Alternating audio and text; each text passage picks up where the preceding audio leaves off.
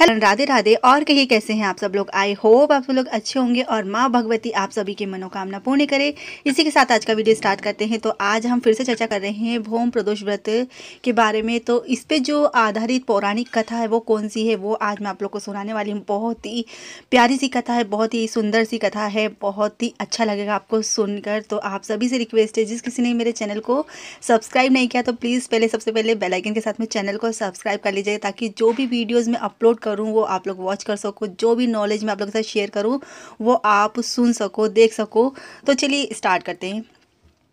जैसे कि आप सभी को पता है कि इस बार जो भोम प्रदोष व्रत है ना, वो 16 नवंबर को पड़ रहा है और मंगलवार के दिन। तो मंगलवार के दिन जब भोम प्रदोष व्रत पड़ रहा है ना, तो ये बहुत ही शुभ है, बहुत ही फलदायक है। तो भोम प्रदोष व्रत क्यों कहा गया है, क्योंकि ये मंगलवार के दिन पड़ता है और ये जो दिन है ना, ये भगवान हनुमान जी का दिन है। मतलब इस दिन भगवान हनुमान जी की आराधना की जाती है मंगलवार के दिन। ये हम सभी जानते हैं। तो इस हिसाब से मंगलवार के दिन आने वाला प्रदोष व्रत जो है ना, वो मंगल प्रदोष या भोम प्रदोष व्रत के नाम से जाना जाता है। इस पे जो पौराणिक कथा आधारित है ना, वो मैं आपको सुनाती हूँ। तो चलिए, सब लोगों से प्रार्थना है कि सभी लोग अच्छे से मन लगा के इस कथा को सुनिएगा। एक नगर में एक वृद्धा रहती थी, मतलब एक बूढ़ी औरत रहती थी। उसका एक बेटा था। वृद्धा की हनुमान जी पर गहरी आस्था थी।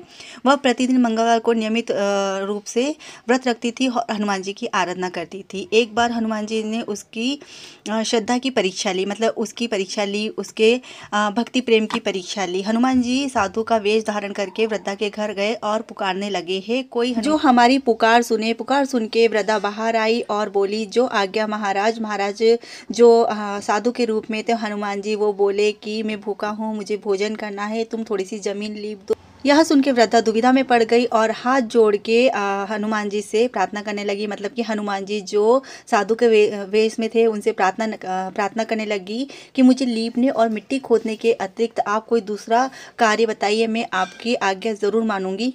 और फिर साधु ने 3 बार प्रतिज्ञा करी और कहा कि तू अपने बेटे को बुला, मैं उसकी पीठ पे आग जलाकर और फिर भोजन बनाऊंगा।